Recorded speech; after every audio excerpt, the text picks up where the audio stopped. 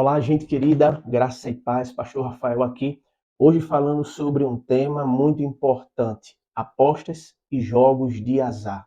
Pode o cristão fazer parte disso? O que a Bíblia diz?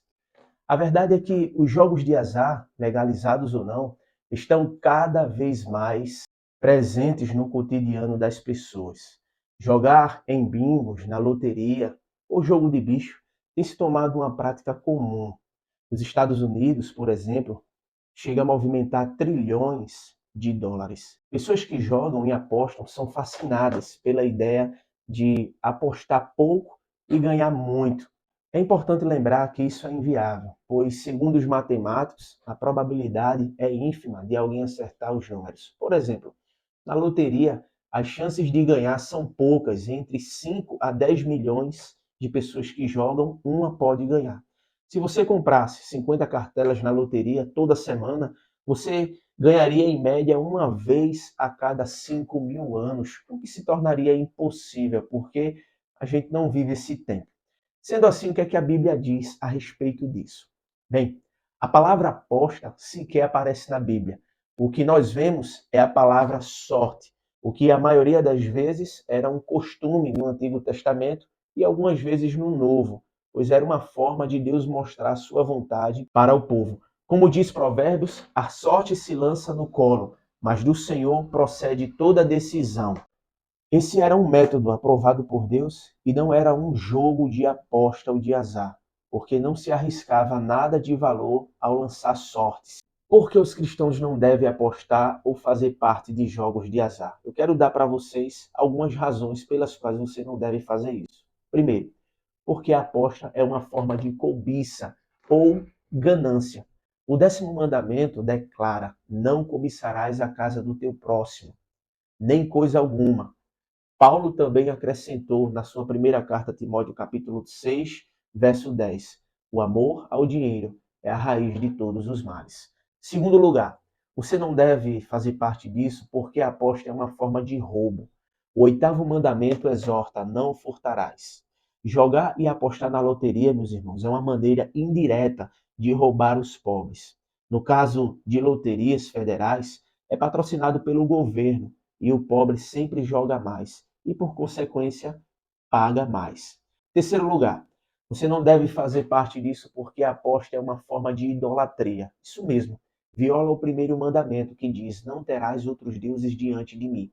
Os apostadores depositam sua confiança nas apostas como seu Deus, que lhes proverá os recursos. Mateus 6,33 diz: buscai em primeiro lugar o seu reino e a sua justiça, e as outras coisas vos serão acrescentadas. Portanto, apostar assemelha-se a amar o dinheiro mais do que a Deus. Em quarto lugar, muitas pessoas apostam e jogam para completar seu orçamento, em vez de trabalhar duro e confiar em Deus. Em Mateus capítulo 6, verso 24, Jesus diz: ninguém pode servir a dois senhores, porque ou há de aborrecer a um e amar ao outro, ou se devotará a um e desprezará o outro. Não podeis servir a Deus e às riquezas.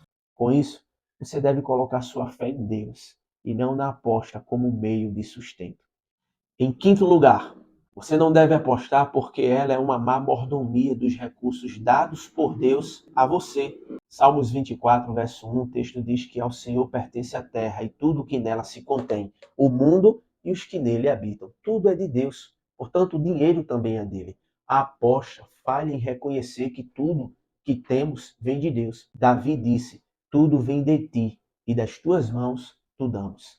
Não devemos desperdiçar ou esbanjar coisa alguma por meio de apostas. Sexto lugar, a aposta despreza a maneira designada por Deus para ganhar o pão de cada dia. Desde o primeiro homem, Adão, até o presente, a maneira designada por Deus para o nosso sustento é pelo suor do teu rosto.